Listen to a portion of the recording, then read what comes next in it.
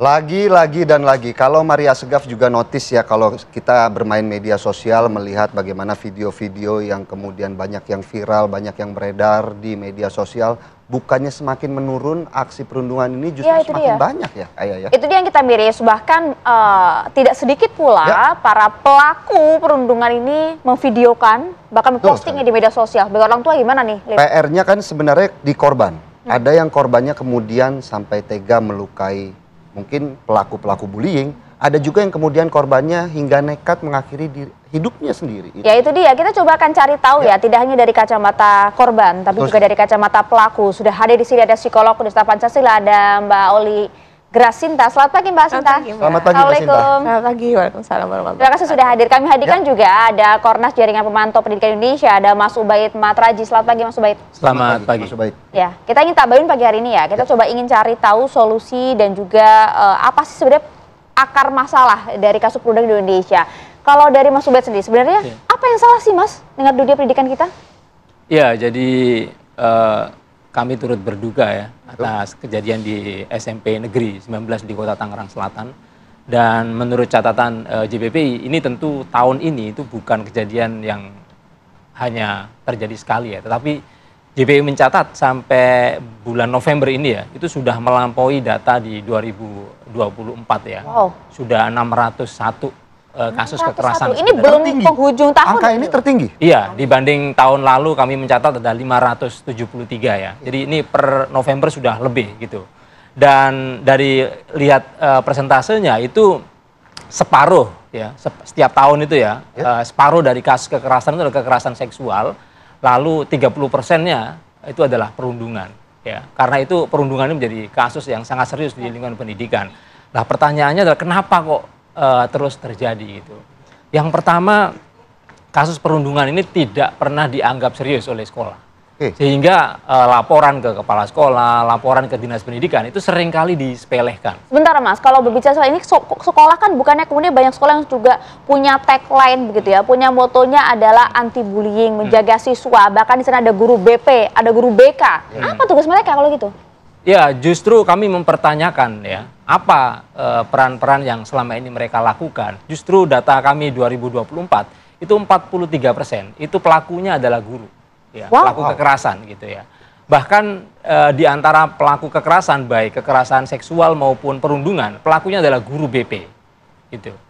Jadi ada satu sisi kita nggak punya guru BP. Jadi banyak sekali sekolah-sekolah kita yang guru BP nggak ada gitu. Tapi di sisi lain, sekolah-sekolah yang ada guru BP-nya, justru guru BP-nya menjadi pelaku kekerasan. Ini ada datanya Mas ya? Ada. Contoh? Ada. Ya, contoh misalnya kami temukan di Bogor ya.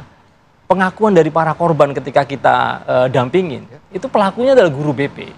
Gitu. Nah, ketika kita konfirmasi ke guru BP ya, mereka bilang, itu kan cuma bercanda. Kalau dari laporan para korban sendiri, apa yang kemudian membuat mereka tidak takut mungkin untuk bercerita, ataupun mungkin karena tidak ada tindak lanjut itu yang kemudian mereka juga jadi lebih baik menutup diri sendiri begitu? Iya, karena di banyak kasus justru korban ini dijustifikasi ya, dihukum ya, disalah-salahkan. Apalagi kalau pelakunya ini adalah orang yang punya relasi lebih kuat. Contoh misalnya kepala sekolah ya, contoh misalnya guru ya, atau senior, itu pasti korban yang melapor itu diintimidasi gitu. Begitu pula kalau korban melapor itu kan dianggap mencoreng nama baik sekolah. Itu yang jadi masalah. Dan kenapa ini terus berulang-ulang? Yang kedua menurut saya adalah sekolah selalu menutupi kasus kekerasan. Untuk menjaga nama baik sekolah? Iya, dengan alasan menjaga nama baik dan seterusnya, mencoreng nama baik sekolah, maka kasus-kasus kekerasan itu sebisa mungkin untuk ditutup rapat. Sehingga yang ditemukan tadi oleh JPPI misalnya tahun lalu ada 500-an, sekarang ada 600-an, itu adalah yang terendus oleh media dan diberitakan. Nah, pertanyaannya adalah ada berapa kasus yang tidak diberitakan oleh media? Tentu ada ribuan. Ya, dan itu kan kasus perundungan bahkan kekerasan di sekolah ini kan bak gunung es begitu ya, yang nampak yang muncul sedikit sudah dibandingkan dengan apa yang terjadi begitu Mbak Sinta. Apa sih Mbak yang kemudian hingga saat ini begitu ya menyebabkan kasus ini terus berulang, bahkan memang para korban ini tidak berani untuk memberitahukan kepada para guru, padahal kan edukasi terkait dengan ini kan sebenarnya sudah banyak ya? Ya memang dalam kasus bullying ya kita seringkali agak salah definisikan bullying ya. Bullying itu tidak terjadi satu kali. Gitu. Jadi kalau kita sebut bullying itu ada pola, ada kegiatan berulang gitu. Yang dilakukan oleh pihak yang superior terhadap pihak yang inferior. Kalau pihak ini adalah pihak yang inferior, yang superior juga tidak mungkin terjadi bullying gitu. Artinya di sini memang ada pola begitu ya, ada pola yang kemudian tidak ditangkap tadi oleh sekolah gitu. Artinya di sini ada agresivitas yang memang ingin diwujudkan oleh pihak-pihak superior ini. Nah, pihak superior ini tidak selalu harus yang punya relasi kuasa gitu ya. Dan relasi kuasa itu tidak harus kepala sekolah terhadap murid, itu bisa kakak tingkat kepada adik kelasnya, bisa teman sendiri yang merasa lebih superior daripada anak lain gitu. Dan memang anak-anak yang dianggap atau kita sebut sebagai di sini korban dari bullying, ini memang juga sudah punya ciri khas tertentu. Nah, itu yang PR-nya adalah sulit nggak sih untuk mengidentifikasi sebelum, wah ini murid ada potensi nih untuk melakukan tindakan bullying? Apakah sesulit itu? Sebenarnya tidak, begitu ya. Sebenarnya tidak kalau memang ada assessment. Nah, masalahnya tidak pernah ada assessment, gitu. Tidak pernah ada di satu sekolah assessment kepribadian anak seperti apa, kan tidak pernah ada. Begitu ya, jadi mana siswa yang berpotensi? Nah, biasanya siswa yang berpotensi memang siswa yang quotes and quotes berbeda, ya, kan begitu ya. Tapi secara kasat mata, secara perilaku. Secara kasat mata, secara perilaku tentu itu membutuhkan kepekaan, gitu. Dan siapa yang bertanggung jawab untuk melakukan asesmen itu? Apakah guru di kelas? Guru di kelas punya sudah berbagai macam tugas administratif, tugas pengajaran. Siapa yang bertanggung jawab? Apakah guru BP? Guru BP masuk mungkin seminggu sekali, bahkan belum tentu masuk ke dalam kelas, gitu ya. Nah, itu membuat anak menjadi tidak tahu, saya ini kalau punya masalah ini harus lari kemana. Disampaikan bahwa harus bicara sama siapa? Kepada orang tua tadi dianggap mungkin kamu aja yang nggak kuat dan sebagainya.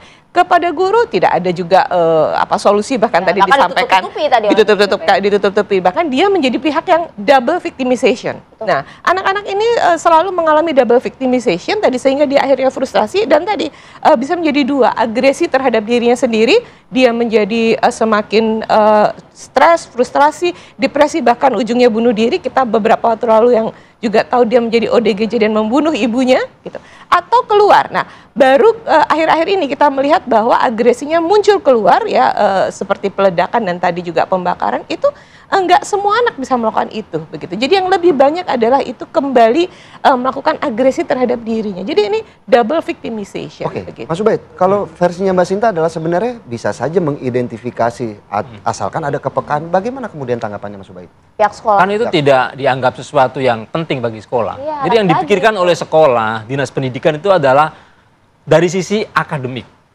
Iya. Sekolah ini berprestasi apa tidak? Anak ini berprestasi apa tidak gitu. Bagaimana prestasinya? Itu yang dipikirkan. Bahwa ada banyak kasus kekerasan itu tidak sesuatu yang tidak dianggap penting dan harus concern semua pihak gitu kan. Karena itu banyak sekali, bahkan pelakunya kan dinas-dinas pendidikan. Banyak sekali. Karena itu tidak dianggap sebagai sesuatu yang serius. Contoh misalnya di Tangerang Selatan, ya. Itu ada yang namanya Satgas Pencegahan Kekerasan. Betul, ada. Ada. Tapi pertanyaannya adalah perannya apa? Berarti kan kalau sampai ada kejadian semacam ini, dan kita tahu seperti dikatakan tadi bahwa bullying itu berulang-ulang dan kejadiannya sejak MPLS. Ya. MPLS itu bulan Juli. Sekarang bulan November, ini berbulan-bulan. Satgas kerjanya apa gitu kan? Apakah tidak ada upaya dari mereka juga untuk jemput bola begitu, kemudian mengidentifikasi kejadian? Sampai hari ini saya tidak menemukan ada upaya jemput bola ya. Contoh misalnya di sekolah itu apakah ada early warning system misalnya. Kemudian perlindungan korban bagaimana gitu ya. Sehingga kasus yang sudah terjadi di bulan Juli kok bisa sampai berlangsung lama sampai November baru pada orang kebakaran jenggot. Itu artinya sistem pencegahan di level sekolah mati, kemudian Satgas juga tidak punya peran apa-apa. Bahkan ketika kasus ini kan terus berulang, setiap bulan banyak sekali kejadian, dan itu selalu ditanyakan oleh Dinas Pendidikan.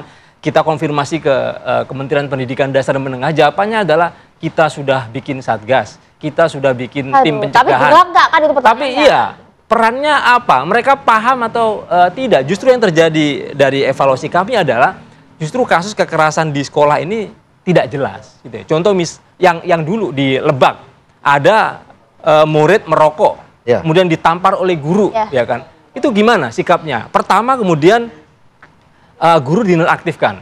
Begitu diprotes oleh banyak masyarakat, kemudian guru, kepala sekolah ini, kepala sekolah bukan guru ya, kepala sekolah aktif kembali. Jadi artinya boleh nggak ini guru nampar anak gitu kan? Seperti itu ya. Ya artinya kan berarti boleh itu. Kalau kepala sekolah tidak diberikan sanksi. Lemahnya pendisiplinan di sekolah yang kemudian menjadi PR. Nah ini perspektif yang salah di sekolah adalah cara kekerasan. Cara kekerasan. Nah, apa yang salah di sekolah nih? Tahan dulu nih, kita jeda dulu ya. Sesaat lagi kami datang Anda.